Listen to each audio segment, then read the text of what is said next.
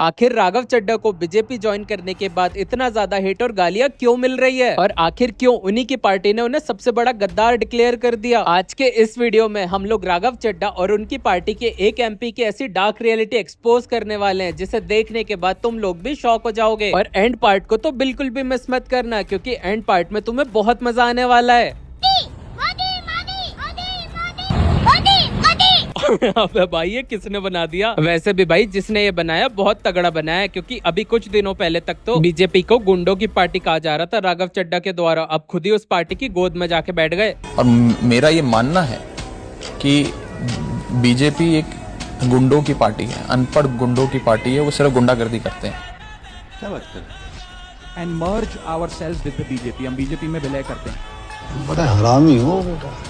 और राघव चड्ढा अकेले नहीं है जिन्होंने बीजेपी ज्वाइन किया है, वो अपने साथ आम आदमी पार्टी के 2/3 एमपीज को भी साथ में लेकर गए हैं। मतलब टोटल 7 एमपीज ने बीजेपी ज्वाइन किया है। अब आप पूछेंगे कि ये 2/3 का क्या कॉन्सेप्ट है, 2/3 को इतना हाईलाइट क्यों किया जा रहा है? 2/3 इसलिए इतना इंपॉर्टेंट है क्योंकि 2/3 से कम या फिर राघव चड्ढा अकेले बीजेपी ज्वाइन कर लेते तो वो एमपी की सीट से डिस्क्वालीफाई हो जाते क्योंकि उन्हें ये एमपी की सीट आम आदमी पार्टी ने दी है। और ये 2/3 मेजोरिटी वाला रूल राजीव गांधी ने 1985 में इंट्रोड्यूस किया था ताकि कोई भी पार्टी किसी के भी एमपी को पैसे देकर खरीद ना सके।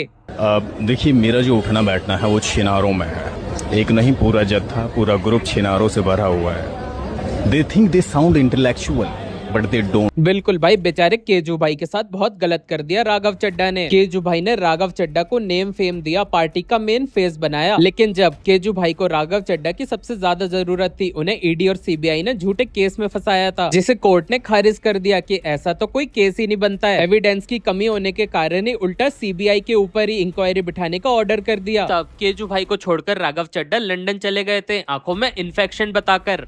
2014 में जब ये सरकार बनी थी तो पेट्रोल 55 रुपए प्रति लीटर में बिकता था। आज पेट्रोल 100 रुपए प्रति लीटर में बिकता है। डीजल पे बिकता था 45 रुपए प्रति लीटर, वो डीजल आज 90 रुपए प्रति लीटर में बिक रहा है। गैस का सिलेंडर 400 रुपए का मिलता था बाजार में 2014 में जब इनकी सरकार आई।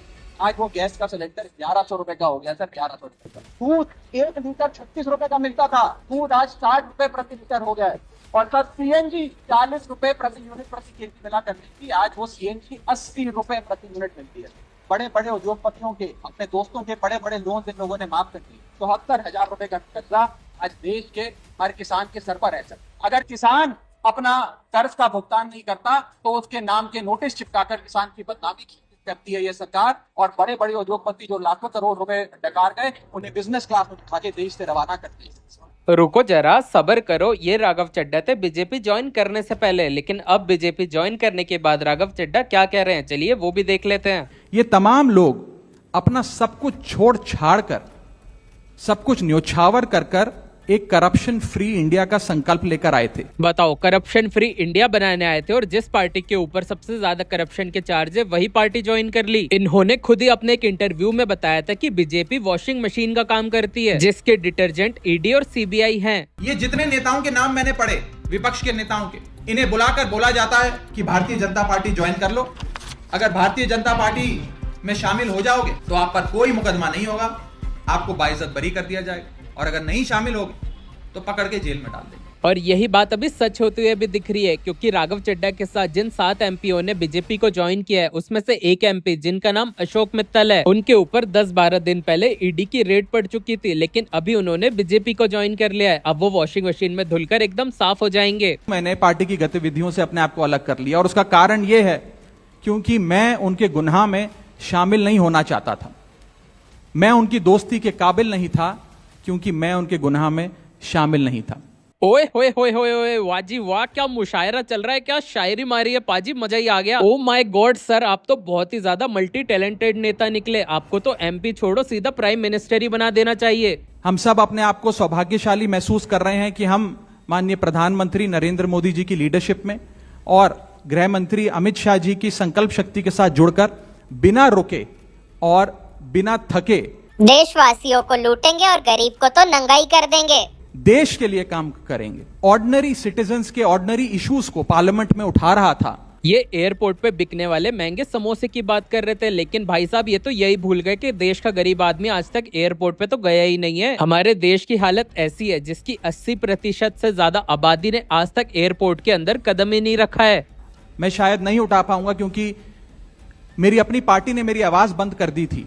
पार्टी ने इसलिए आपको बोलने से मना कर दिया था क्योंकि वहां पर आप अपनी रीलें कटवाने जाते थे। अगला बंदा देश के बड़े बड़े इंपॉर्टेंट मुद्दे छोड़कर एयरपोर्ट पे बिकने वाले समोसे से लेकर 30 दिन के रिचार्ज की बातें कर रहा है, जिन पर सरकार ऑलरेडी एक्शन ले चुकी है। ये बंदा वहां पर अपनी पर्सनल ब्रांडिंग करने जाता था। पार्लियामेंट में हर पार्टी के एमपी को एक डिसाइडेड टाइम मिलता है बोलने के लिए, लेकिन आप वहाँ पर इंपॉर्टेंट मुद्दे ना उठाकर ऐसी बातें कर रहे हैं जिससे आप सिर्फ फैन फॉलोइंग बढ़ा पा रहे हैं अपनी। जहाँ पर देश में मणिपुर से लेके गैस शॉर्टेज तक के इतने बड़े बड़े मुद्दे हैं, उन सबको छोड़कर आप 30 दिन के रिचार्ज में 1.5 GB मिलना चाहिए या फिर समोसा कितने का कहाँ मिलेगा, ये सब की बातें कर रहे हैं। और यही राघव चड्ढा बीजेपी को ज्वाइन करने से पहले बीजेपी की कुछ ऐसी तारीफें किया करते थे।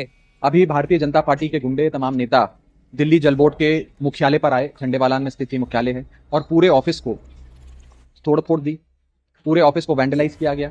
आप मेरे पीछे देख सकते हैं, पूरे ग्लास फर्श पे बिखरा हुआ है, ग्लास तोड़ दिए, गमले तोड़ दिए, स्टाफ पर अटैक किया गया, दरवाजे तोड़ दिए, बेंचेस उखाड़ दिए, अरविंद केजरीवाल जी की फोटो थी उसे तोड़ दिया, उसे दीवार से खींचकर फोटो फाड़ दी, और बुरी तरीके से हमारे ऑफिस को अभी वैंडलाइज किया गया है। हमारा स्टाफ घबराया हुआ है, कुछ लोग जो हमारे यहाँ पे महिलाएं काम करती हैं वो घबराई हुई हैं, वो कमरे से तक निकलने में भी घबरा रही हैं, कुछ लोगों के मुंह से खून आ रहा है, फर्श पे खून की बूंदें पड़ी हुई हैं, बुरी तरीके से उन्होंने पूरे ऑफिस को तहस नहस कर।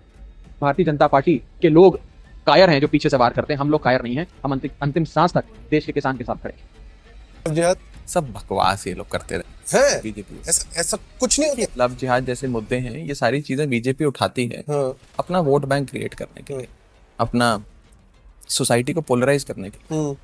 ये बीजेपी के बनाए हुए इश्यूज हैं। लवड़े न भोजन बात है जी, एक्टिंग की बादशाह हो कसम से। दूसरी पार्टी वाले तो यूं टूट जाते हैं, हमारे वाले पूरी कोशिश के बावजूद ना पैसे से बिकते, कोई तो तोड़ ही नहीं सकता हमारे वालों को। भाई इन सब से हमें एक चीज सीखने को मिलती है कि किसी भी पॉलिटिशियन पे कभी भी भरोसा नहीं करना चाहिए। इसी बात पे मैं भी राघव चड्ढा जी के लिए एक शायरी फरमाना चाहूंगा। अर्ज किया है कि गिरगिट तो यूं ही बदनाम है रंग बदलने के लिए बाजार में, कि गिरगिट तो यूं ही बदनाम है रंग बदलने के लिए बाजार में। अगर रंग बदलने का असली खेल देखना है तो नेताओं को पैसे तो दो चंद हजार में।